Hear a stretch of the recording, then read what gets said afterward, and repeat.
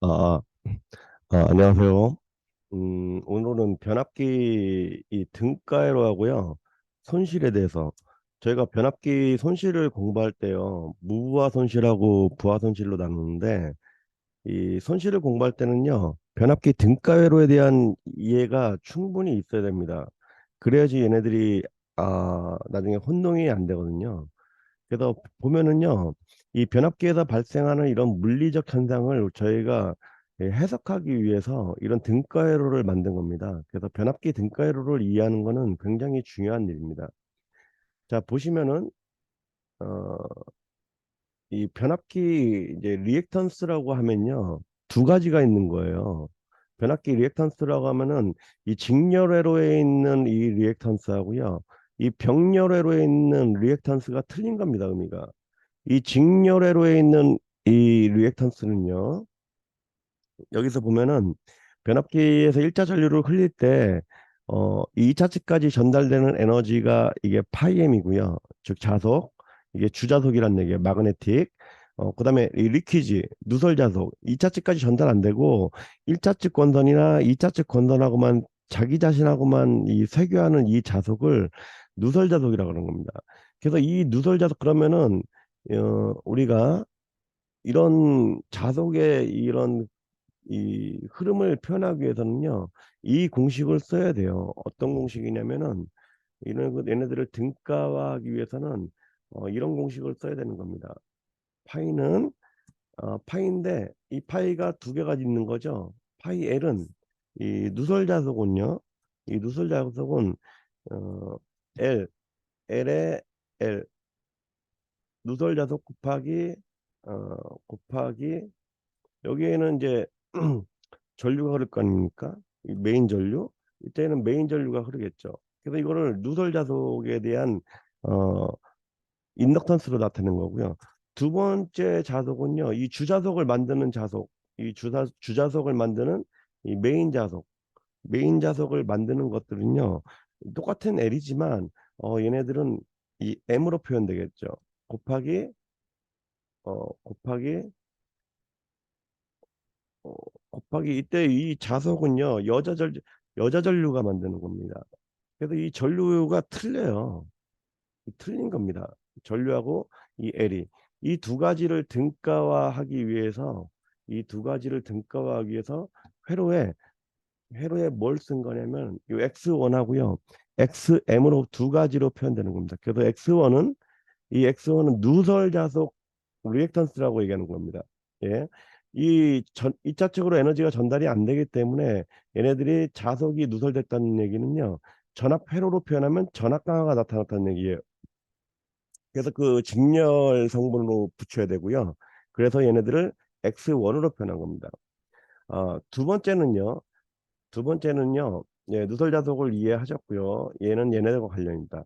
두 번째는요. 철심이 처음에 그냥 자석을 인가해서 바로 그냥 2차 측으로 자석을 전달하는 게 아닙니다. 이런 히스테리시스 루프를 그리면서 이 자구, 요 철심 안에는 자구라는 게 있거든요. 이 자구의 회전을 하면서 필요한 자석하고요. 여자 전류가 형성되는 거예요. 그래서 이 면적이 나중에 발열로 나타나게 됩니다. 그래서 이 자석을 만드는 그때의 인덕턴스 그때의 인덕턴스는 얘기했죠. 이 LM하고 관련된 게 표현한 게 이 XM입니다. 그다음에 이 XM에 의해서 자석이 만들어지는데 얘네가 폐회 루프를 흘리면서 얘네가 열이 나죠. 그래서 이 열이 나는 거를 병렬로 이 RM이라고 하는 겁니다. RM. 그래서 이 무효전력은요. 무효절 저기 무부하선은요. 부하를 안 걸더라도 얘네들은 항상 전압이 인가되기 때문에 흐르죠.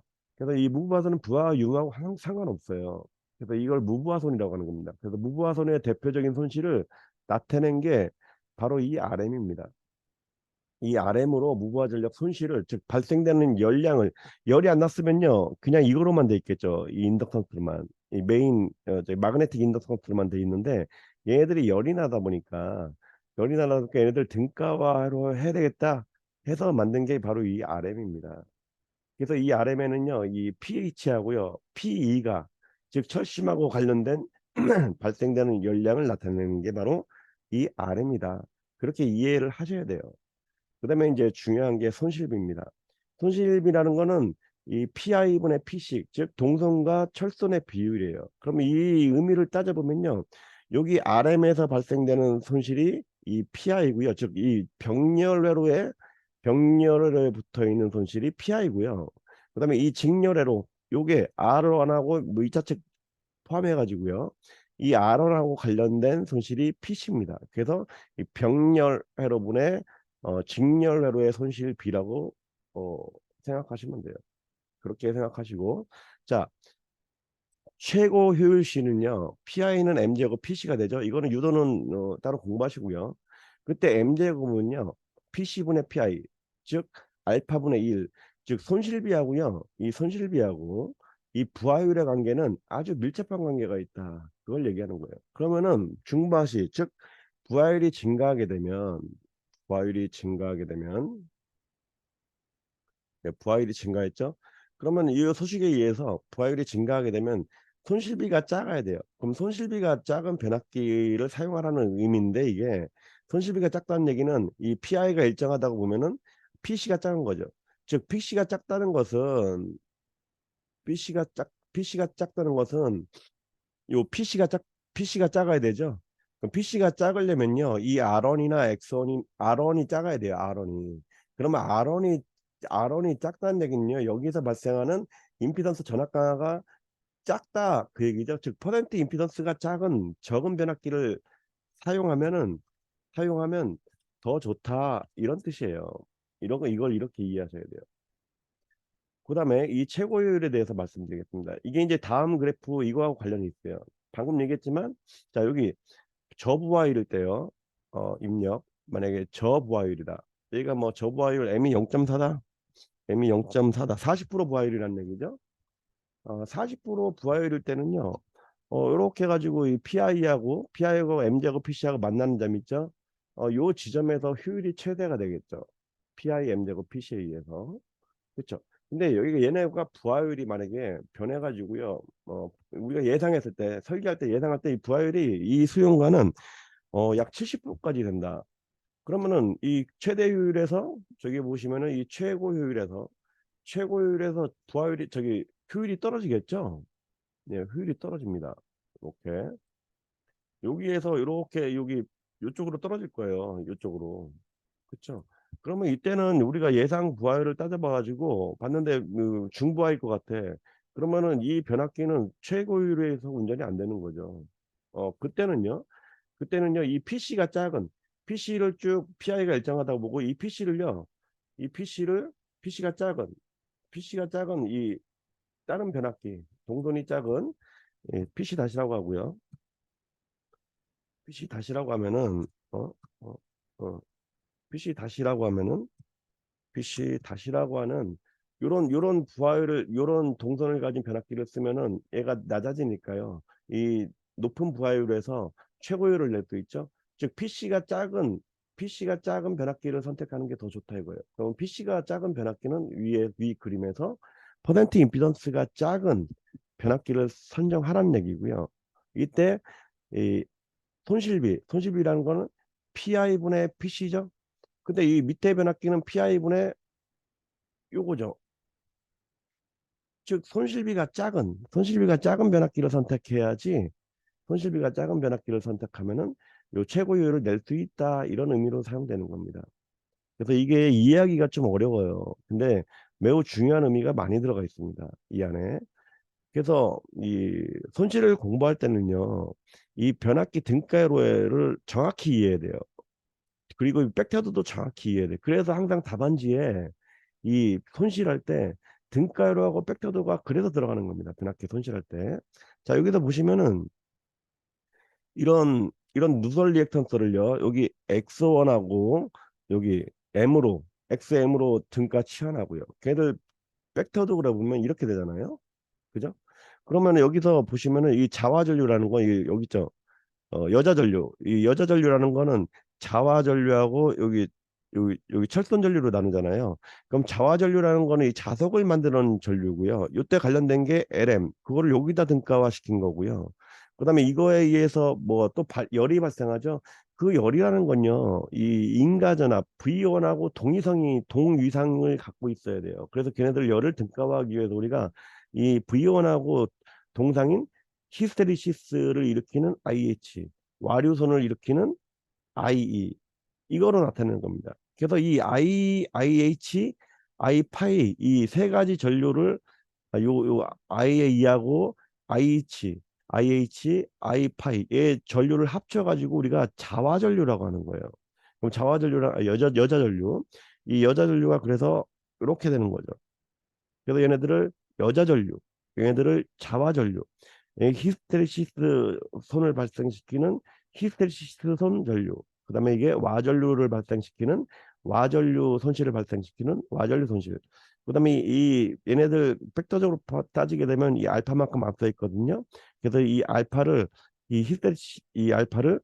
히스테시스 진각, 히스테리시스 진각이라고 하는 겁니다. 이 알파를. 그래서 변압기 손실 공부하실 때는 등가해로 이 벡터도의 의미, 그다음에 이 손실이 어떻게 해서 구동되는지, 그다음에 이 자화 전류하고 이 히스테리시스, 그다음에 와류 전류가 어떻게 등가적으로 그려지는지 이거를 이해하시고 난 다음에 이 손실을 공부하시고, 그다음에 이 손실을 이해하고 나신 다음에 이 손실비까지, 손실비와 퍼센트 임피던스의 관계까지 공부하셔야지 이제 변압기 손실에 대한 개념을 이해하게 되시는 겁니다. 또 여기서 추가적으로 말씀드리면 아몰퍼스 변압기라는 건요, 이 PI를 줄인 거예요. 이렇게.